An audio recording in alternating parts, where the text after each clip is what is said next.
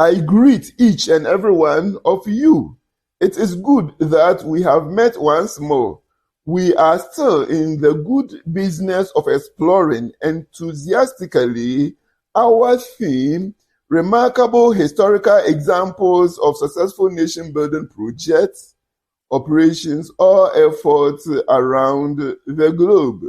Today's session of the Daniel Hayford's lecture series on an aspect of the nation-building course is the part 8 of 10. The focal point of the session is Malaysia as a most recognized, remarkable historical example of a successful nation-building effort. At the end of today's lecture, you should be able to, among other things, 1.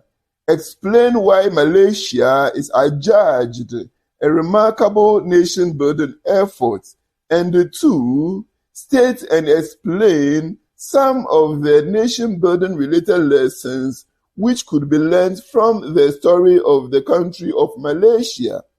Ladies and gentlemen, one literature source indicates the fact that the name Malaysia can be translated as land of the Malays. Malaysia is located in Southeast Asia.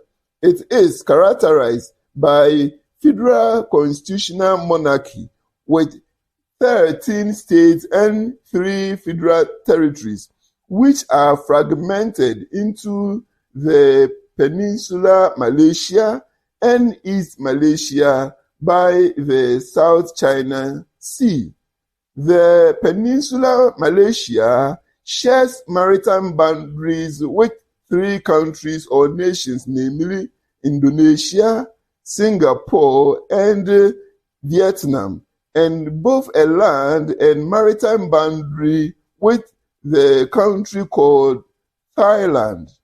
The East Malaysia is also called the Borneo's East Malaysia.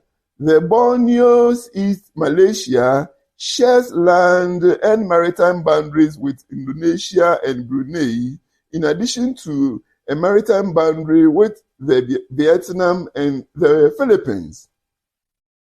The national capital of the country is known as Kuala Lumpur.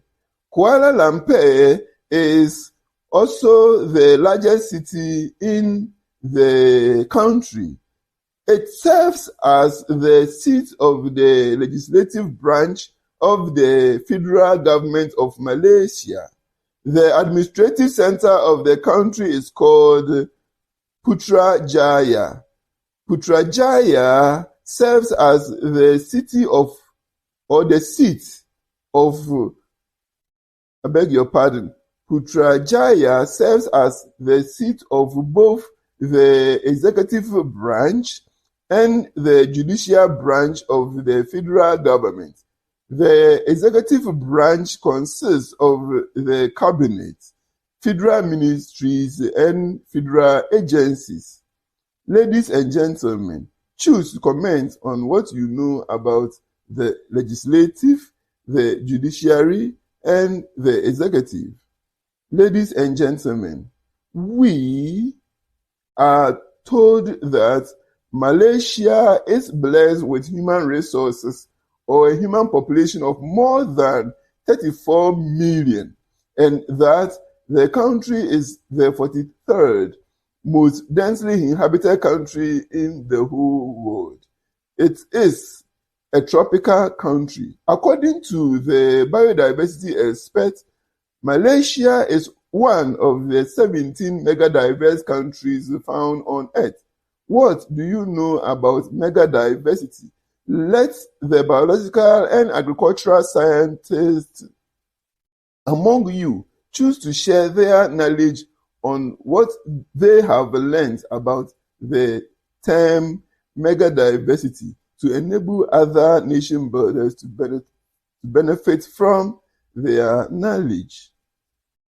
Due to the fact that Malaysia is part of the 17 megadiverse countries, it is not surprising that the country is a home to plentiful endemic species.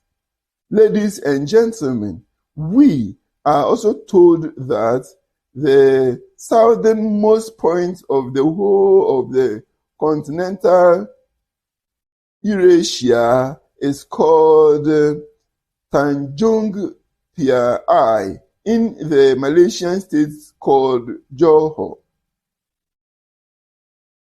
Did you know? Several literature sources indicate that the country of Malaysia has its origins in the Malay kingdoms, which from the 18th century on were colonized by the British, together with the British Straits Settlement Protectorate. In the course of World War II, which took place in the year of the Lord Jesus Christ, 1940s, the Empire of Japan reportedly occupied the British Malaya, together with other neighboring British and American colonies. After 3 years of occupation of the place by the people of Japan, the Peninsula Malaya was temporarily unified or integrated under the name of the Malayan Union in the year of the Lord Jesus Christ, 1946, until the year of the Lord, 1948, when it was re-established, restructured, reformulated, or rebuilt as the Federation of Malaysia. The Federation of Malaysia. And if you care to know, the country attained independence in the same year that Ghana attained her independence. That is the year 1957. The only difference is that Ghana attained the political independence on March 7, whereas Malaysia attained theirs on August 31st. Another interesting thing is that on September 16 of the year of the Lord, 1943, independent Malaya decided to choose to unite or bond with 3 of the then British Crown colonies, namely the North Borneo, Sarawak, and Singapore. And that move led to the birth of the country called Malaysia, albeit Singapore became an independent nation later on.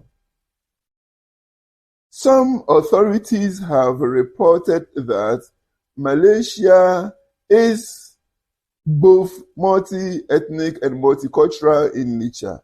These two characteristic features have a considerably remarkable influence on the politics of the country. According to those authors, almost 50% of the population of Malaysia is ethnically Malay.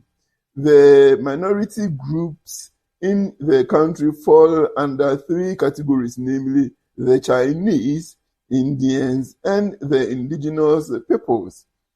I know that you are now familiar with what is meant by the indigenous peoples.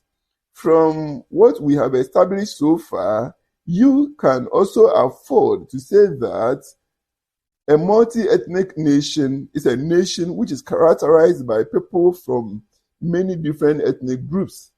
On the other hand, you can afford to say or understand the fact that a country or a nation is said to be multicultural when it is characterized by or consists of more than one culture due to the presence of 2 or more ethnic or religious groups.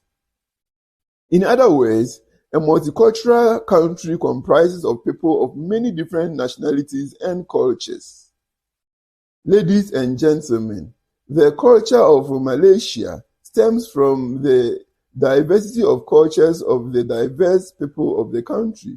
They say that it was those called the indigenous tribes who were the first people to live in the area.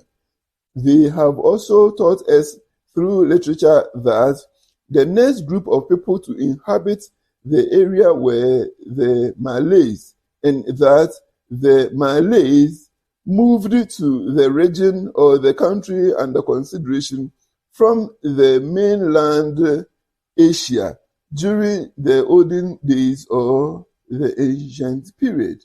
We have also learned that the Chinese and the Indian cultural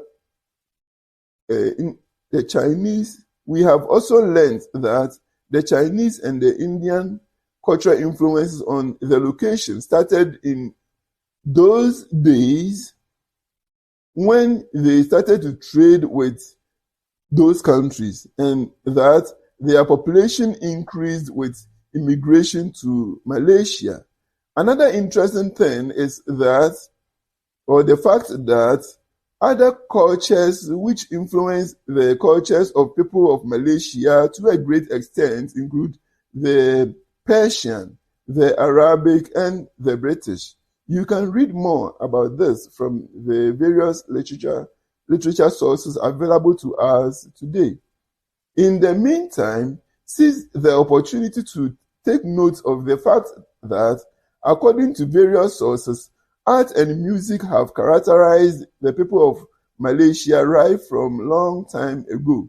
They say that Malay art dates back all the way to the Malay Sultanate, and that traditional art revolved around weaving, carving, and silversmithing, and so on and so forth. They also say that performing artworks and shadow puppet shows are widespread and popular, and typically display Indian influences on the people in the country.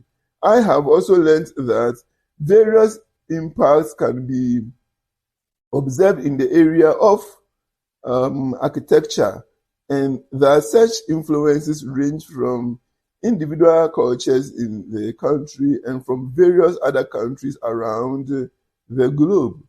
Over the years, sophisticated lattice housing structures have been established, and those modern structures include the tallest twin buildings in the whole world, called the Petronas Twin Towers. To those of you who are interested in music, it should interest you to note that Malaysian music comes with a diversity of origins, and that their music predominantly involves the use of percussion instruments. Another interesting fact is that earlier Malaysian literature was reportedly developed in accordance with Indian epics, and that such a thing has actually not changed even as the people converted to Islam, and that this situation has even expanded to a considerable extent in the past few decades. For those of you who are interested in literature and civilization, take note of the fact that English literature was restricted to the higher class of people in the region until the point in time when the blessing of printing press arrived in that part of the world. To conclude, you should take note that in the 19th century, locally formulated or created or developed Chinese and Indian literature appeared in the region under consideration. Ladies and gentlemen, the people of the country enjoy certain kind of dishes with mixed foods from the various ethnicities. Nevertheless, the cuisine of the country is typically divided or separated along the various ethnic lines. For those of you who are religious, it will interest you to note that each of the predominant religious groups has its main holidays, which are acknowledged as official holidays in the country. And they say that the official holidays vary by state, and that the most predominant holiday of the country is called Merdeka holiday. Merdeka holiday. The Merdeka Day celebrates the independence of the Malaya. Each of the festivals of the Malaysians typically originate from a precise ethnic background. Nevertheless, all the festivals in the country are celebrated by all peoples or people in Malaysia, irrespective of their social cultural affiliation. Wow.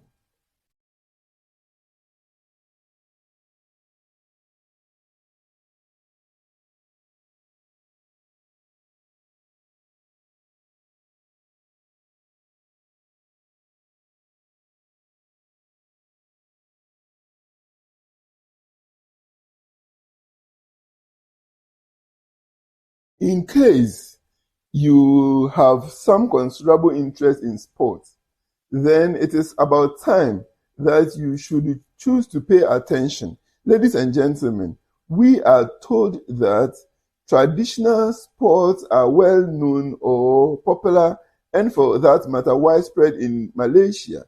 Despite that, the country has developed to become a center in international sports, including badminton.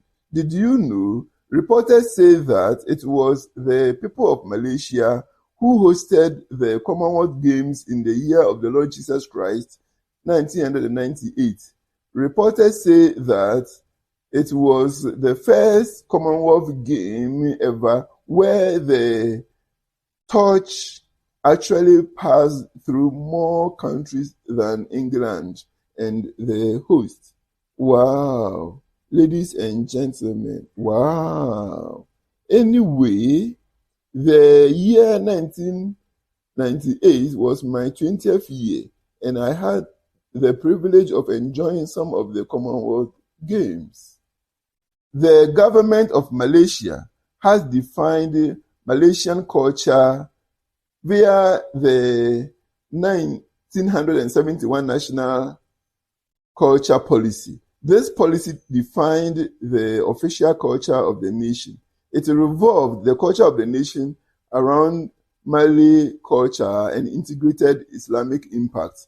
This situation particularly affected the language of the people. This is such that it is only Malay texts which are adjudged official cultural texts.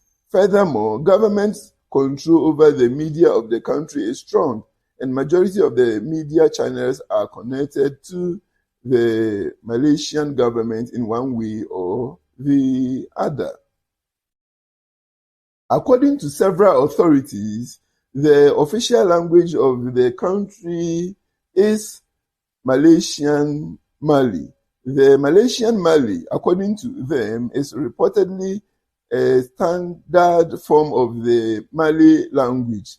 We are also told that the Malay language is an Austronesian language, which is an official language of Brunei, Indonesia, and Singapore, apart from the people of the country of Malaysia.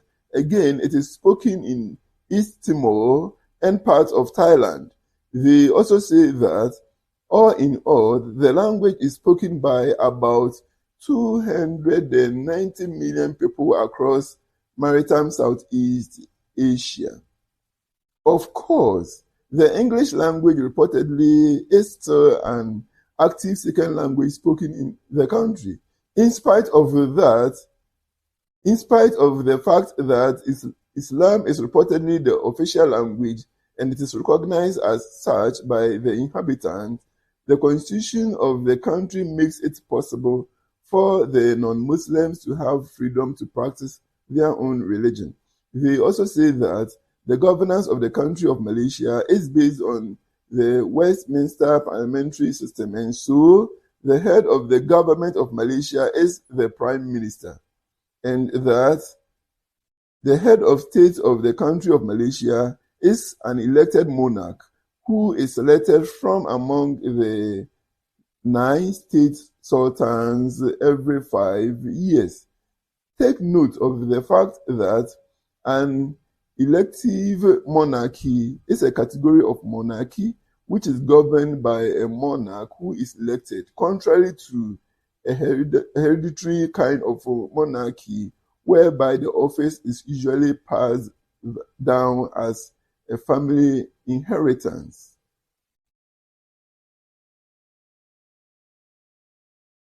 Ladies and gentlemen, the way of election of a monarch into the office of the head of state, the things which it takes for a candidate to qualify for the election, and people who are in charge and do the election differ considerably from one case to another case. Over the years, it was possible for elective monarchies to change into hereditary ones over time, or for those hereditary ones to secure occasional elective aspects as a minimum. Furthermore, the legal system of the country is grounded on common law, and you already know about what is meant by a common law and how it differs from other kinds of laws such as the civil law. According to authorities, the economy of Malaysia has usually been grounded on its natural resources. Be that as it may, the Malaysian economy is growing into commerce and tourism, including medical tourism. With special reference to medical tourism, the Malaysia Healthcare Travel Council has indicated that it has been reported that the country solicited 641,000 foreign patients in their health facilities in the year of the Lord Jesus Christ, 2011. 728,800 in the year of the Lord, 2012, 881,000 in the year 2013, 882,000 in the year 2014, 859,000 in the year 2015, and 921,000 in the year of the Lord Jesus Christ, 2016. Indeed, the country is reportedly part of the top 10 tourism terminals in the whole world. Yes. The country is reportedly part of the top 10 terminals in the whole world.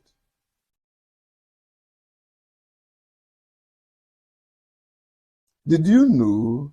Experts say that the country is characterized by a newly industrialized, comparatively open and state-oriented kind of market economy. The country is a founding member of the Association of Southeast Asian Nations, the Non-Aligned Movement, the Commonwealth, the Organization of Islamic Cooperation, the East Asia Summit, and the Asia Pacific Economic Cooperation. My very dearest members of Mbaka, the establishment of Malaysia in the year of the Lord Jesus Christ, 1663, brought together a diversity of ethnic and socio-cultural groups of human populations. The aim of the people of Malaysia at the time was to create a shared national identity and reduce social disparities.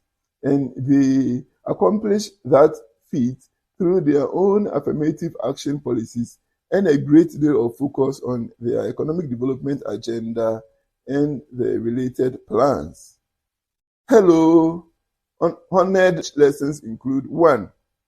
A nation can be built by unifying, bringing together, or integrating tribal, ethnic, and different sociocultural groups. And a nation which is built out of multi-tribal or multi-ethnic and multicultural groups should be governed in such a way that there should be a shared national identity and reduction or elimination of social disparities. This could be a goal, and such a goal should be achieved, and its integrity should be maintained ad infinitum or forever and ever.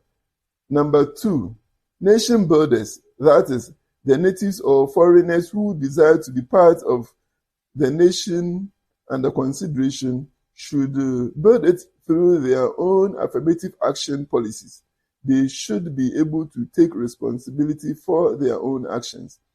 Question number 3, a people or peoples who would like to become a venerable nation should own and focus on their own economic development agenda or other related plans. Lesson number 4. Natural resources of a country could be the ground upon which the nation can stand and become a remarkably venerable nation. Yes, natural resources of a country could be the ground upon which the nation can stand and become a remarkably venerable nation. Lesson number 5. A nation can even become more venerable when it chooses to build its economy not only through its natural resources, but also through other commercial or business endeavors, including properly planned and properly implemented tourism policies and industries. Lesson number 6, which is supposed to be the last lesson we'll talk about today. The English language or the language of a colonial master is not necessarily supposed to be the official language of a previously colonized country before it can afford to succeed. That is to say that a foreign language is not necessarily a necessity for building a venerable nation. Dear nation builders, there are other lessons which could be learned from the story of the Malaysians. Do well to figure them out. Post your lessons, questions, answers, and others, and expect reactions from others. You can also react to the comments or postings of others. Let's remember to respect the opinions expressed by others, even if we do not agree with them. And see you during the part 9. During that lecture, we will explore the land of the Tswana, that is Botswana, as a remarkable, successful nation building effort. See you. Bye.